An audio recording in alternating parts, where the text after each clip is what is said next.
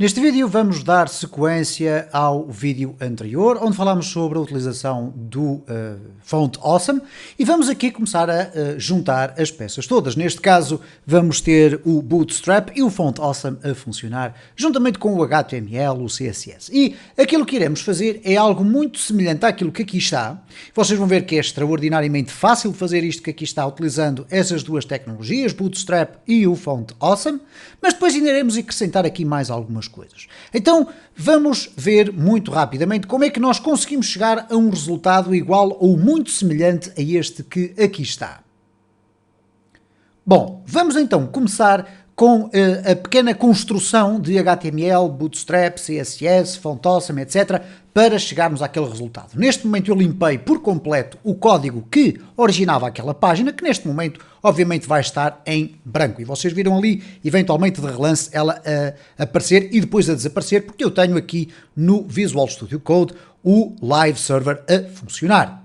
Bom, a primeira coisa que nós temos que ter atenção quando estamos a criar um layout de uma página de HTML, isto é, a organizar os elementos, se estamos a utilizar o Bootstrap e eventualmente até outras frameworks ou outras bibliotecas de CSS, que nós começamos por criar um contentor, isto é, um espaço onde depois os nossos elementos são organizados. Vocês poderão pensar, bom, mas nós já temos este espaço, é um espaço em branco. Não, nós vamos criar um espaço dentro do qual depois vamos começar a colocar linhas e colunas. Então, neste caso, nós vamos escrever aqui um div, e este div vai ter lá dentro uma classe, e esta classe, este atributo, vai nos permitir definir aqui qual é a classe de Bootstrap que queremos usar. Relembram-se que eu falei aqui na existência da classe Container. Existe a classe Container e a classe Container Fluid. O Container Fluid vai assumir toda a largura do nosso browser, enquanto que o Container vai apenas assumir uma parte um bocadinho mais interior. Então nós vamos usar aqui o Container. Para depois criarmos uma linha, utilizamos, por exemplo, um div e nesse div colocamos a classe igual a row. Row significa em inglês linha. Depois vamos começar a dividir esta linha em colunas. Ora, neste caso, eu vou usar simplesmente a expressão classe é igual a call. E se nós formos olhar para o nosso documento, neste momento ele não tem aparentemente nada. No entanto, já aqui estão invisivelmente as estruturas que nos permitem estar a criar já ali uma coluna. Ora, se existe apenas uma coluna, significa que ela vai ter toda a extensão desta row. Então reparem nesta circunstância interessante. Se eu agora colocar aqui um div e para criar ali uma pequena border, eu estou a usar apenas classes de Bootstrap. Vou-lhe chamar card, espaço, bg de background, traço, light. Significa um background ligeiramente mais cinza. Uma coisinha muito pouco acima do branco.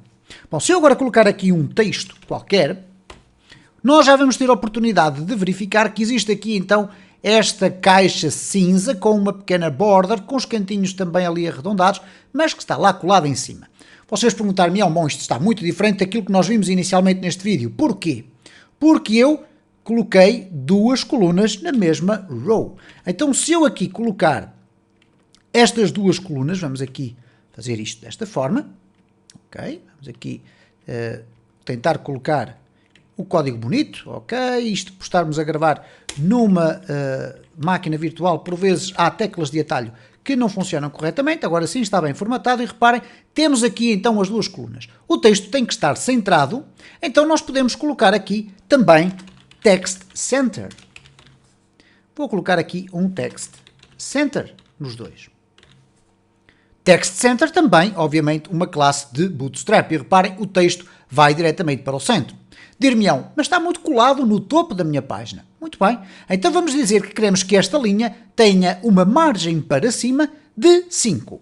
Então eu vou colocar um espaço, MT, margem top, traço 5, que é o máximo que podemos ter. Ora, significa que todas as colunas que estiverem dentro desta row vão ser distanciadas de cima para baixo o valor 5, que equivale mais ou menos a 80 pixels ou 70 pixels por aí assim. Reparem como rapidamente então aqui as minhas colunas vieram para baixo. Agora eu quero que o texto interior esteja separado algum espaço da minha fronteira do meu card. O card é basicamente então este retângulo que aqui está e que vai aumentar obrigatoriamente a partir do momento em que eu inserir mais conteúdo. Então o que nós vamos fazer aqui é que neste card que aqui está, nós vamos para além de todo este texto colocar um pathing de 3. E o pathing de 3 vai colocar um espaço interior a toda a volta, P3, a toda a volta da caixinha vai colocar um espaço e o seu conteúdo vai estar separado então este P3 de todos os lados, isto é, de cima, de baixo, da esquerda e da direita. Reparem então, neste momento já começamos a ter algo mais semelhante àquilo que vimos anteriormente. Obviamente que eu não referi no início deste vídeo, mas nós já tínhamos aqui na sequência dos vídeos anteriores colocado o Bootstrap dentro da nossa aplicação, da nossa página web e também o Font Awesome. Para quem está a apanhar este vídeo nesta fase, é apenas ver o vídeo anterior ou os vídeos anteriores desta série, desta playlist e vão perceber como é que chegam aqui a este resultado. Bom, o que nós vamos ter aqui em cada uma das colunas é um símbolo. Eu vou colocar aqui desta forma, ainda apenas os lugares, okay, os espaços, e depois vamos ter um texto. Então, o que nós vamos ter de facto aqui é um símbolo em cima, um texto em baixo. Então, no caso do símbolo, nós vamos colocar o símbolo, vamos colocar com um H3, e no H3, ou melhor, vamos colocar até com um H2. E no H2, o que é que eu vou colocar? Vou colocar o símbolo, vou deixar ficar agora simplesmente um S. Reparem como o S fica maior. Eu até vou apostar se calhar no H1 para ficar bem grande. Então vamos ter ali um S, vamos colocá-lo maiúsculo para vermos a todo o tamanho e cá está então um S. Em vez deste S eu quero que apareça aqui o Facebook, depois eventualmente o Twitter, o Instagram e o LinkedIn. São 4 redes sociais, como vocês com certeza devem conhecer. Então eu vou colocar aqui o quê? Um ícone de Font Awesome.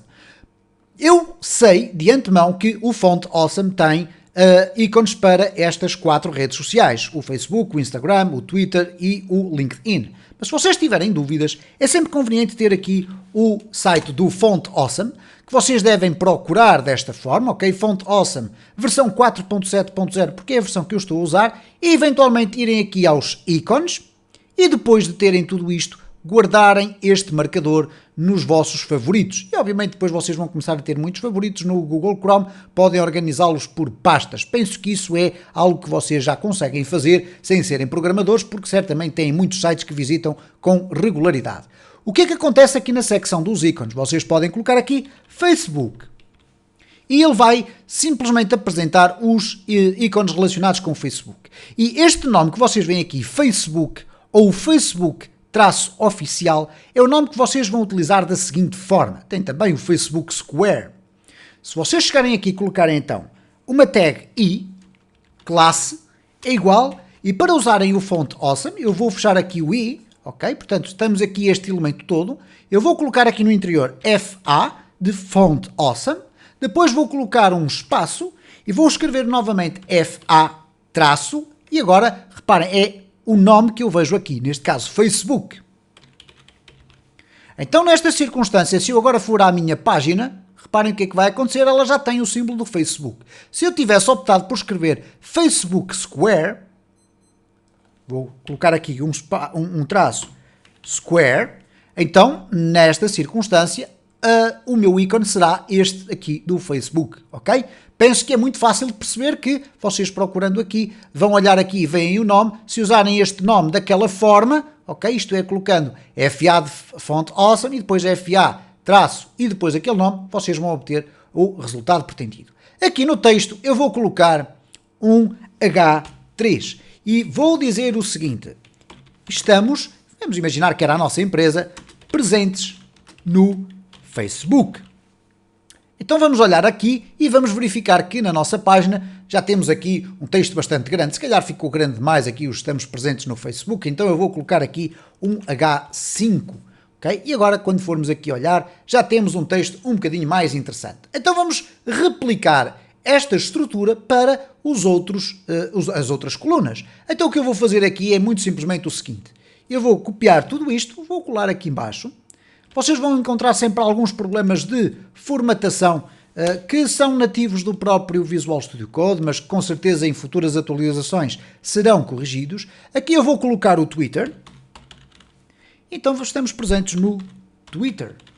Se nós formos olhar agora para a nossa página, cá está então o ícone do Twitter e estamos já aqui com estes elementos lado a lado. Como é que eu vou fazer agora para colocar uma nova row com duas novas colunas? Bom, eu já tenho aqui todo este código. Reparem que eu não vou copiar o container, apenas as rows, neste caso a row e as respectivas colunas. Eu vou copiar e vou colar aqui dentro, mais abaixo um bocadinho. Vamos ver se eu consigo fazer aqui a formatação. Ok, consegui. E portanto, temos estas duas rows exatamente iguais. Reparem que o margin top vai fazer com que esta linha de baixo fique separada 5 valores para a linha de cima. Então reparem que agora temos uma repetição, mas nós vamos já tratar aqui do conteúdo. É muito fácil. Vamos aqui no Facebook da segunda linha, primeira coluna, colocar o Instagram. E para isso vamos colocar aqui também FA Instagram. Aqui em baixo vamos colocar o LinkedIn e aqui vamos colocar LinkedIn. E agora reparem então como é que nós já temos aqui um ambiente muito semelhante àquilo que vimos no início deste vídeo. O que é que nós podemos agregar aqui para melhorar, obviamente, o aspecto visual da nossa página, que não tem um aspecto visual assim extraordinariamente atrativo, pese embora o facto de já ser muito melhor do que apenas HTML. Poderíamos colocar aqui, por exemplo, um botão para fazermos o link para o Facebook, o link para o Twitter e assim sucessivamente. Ora, eu vou-vos apenas mostrar como é que nós fazemos para o Facebook e depois vou replicar para os outros espaços. Então aqui no Facebook eu vou colocar um A, ok? Neste caso uma hiperligação, e reparem que eu estou a tirar sempre partido do Emmet. Eu coloco A e o Emmet permite-me dizer que se eu escrever A e agora pressionar o Tab, ele vai-me escrever isto que aqui está, que é o que eu quero. Aqui vou colocar www.facebook.com. Obviamente que eu poderia colocar aqui um link específico para uma conta do Facebook, mas não é isso que importa neste momento. E depois, o que é que eu vou fazer aqui? Bom, eu vou colocar aqui o texto do link. Então eu vou colocar apenas aqui link para vocês observarem o que é que vai acontecer. Por defeito, o link vai ficar com este aspecto. Mas imaginem que eu quero colocar um botão. Bom, neste caso, aqui eu posso transformar o meu link com uma classe de Bootstrap, neste caso duas, que me vão permitir transformar esta hiperligação, não apenas num texto, mas com o aspecto de um botão. Então eu vou colocar aqui classe, é igual, e agora vou-lhe chamar o seguinte, btn, estou a dizer basicamente que será um botão. Se eu for verificar o que é que aconteceu agora, reparem que nada aparentemente aconteceu, apesar de termos aqui a simbologia do ícone do cursor, que nos indica que estamos perante uma ligação, ok? E se eu fizer aqui um clique, ele diz que não pode ir para o facebook.com, ok, tranquilo, não há grande problema nisso, porque nós temos que colocar aqui o https, eventualmente, não sei se será essa a circunstância, vamos aqui clicar e reparem, lá foi então para o Facebook. Ora, o que acontece então aqui é o seguinte, falta agregar mais uma classe, vamos aqui arrastar um bocadinho o texto, ok, neste caso olhar aqui um pouco mais para a frente, e para além da classe btn, eu vou poder escolher, por exemplo, btn primary.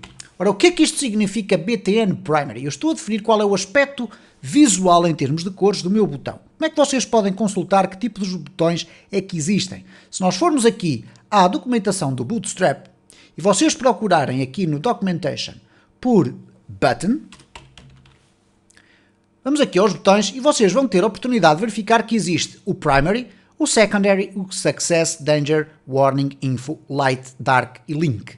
Se nós usarmos então o btn Primary, vamos ter este efeito visual e assim sucessivamente. Como veem, é muito simples consultar a documentação e perceber de imediato qual é o aspecto visual que vamos ter ali. Então reparem que se eu colocar aqui o btn Primary, o que vai acontecer aqui na minha página é que o link fica assim, com este tamanho bastante grande, ok? E que nós iremos aqui procurar resolver já de seguida. O que acontece aqui basicamente é o seguinte, porque é que este botão vai aparecer a toda a largura aqui do meu ambiente? Por uma razão muito simples, é que o Bootstrap automaticamente tenta colocar os elementos do HTML espalhados por toda a largura do espaço onde eles estão inseridos, neste caso este div. Ora, como eu tenho aqui o A dentro deste div, ele vai alargar-se a este div completo. Acontece depois este comportamento que não é muito simples de explicar e nem interessa, porque é que se eu criar aqui um div no interior do meu próprio div e colocar lá dentro o link, vamos aqui colocar isto formatado desta forma, o que vai acontecer é que este div vai deixar de ter a supremacia, vai passar a ser este, e este ahref vai estar submetido a este div que aqui está, que é apenas uma divisão. E reparem o que é que acontece aqui, o link passa a ficar aqui com a largura ou a dimensão suficiente para caber o texto. Se eu colocar aqui um texto diferente, mais extenso, isto é, link para Facebook, o que vai acontecer é que o botão vai alargar o seu tamanho, ok? Portanto, se eu agora clicar aqui, vamos ter este comportamento natural. E por conseguinte, eu agora poderia replicar isto para as outras colunas, dizendo apenas que nós podemos, inclusive, aproveitar aqui este div para colocar uma classe igual a margem top 3 e margem bottom de 3, significa que estamos aqui a criar um espaço para cima e para baixo. E depois vamos por tentativa e erro procurando a melhor configuração estética para o nosso site. É assim que funciona sempre, ninguém consegue atingir normalmente o resultado final daquilo que se pretende em termos visuais apenas com a primeira escrita do código. Vai experimentando até chegar ao resultado que acha mais interessante. No próximo vídeo desta série vamos continuar com este projeto, mas no sentido de verificarmos qual é o comportamento que ele tem naquilo que se designa por responsividade. Isto é, vermos o site no ambiente de um desktop, mas depois vermos o próprio site, o mesmo site, por exemplo, num smartphone.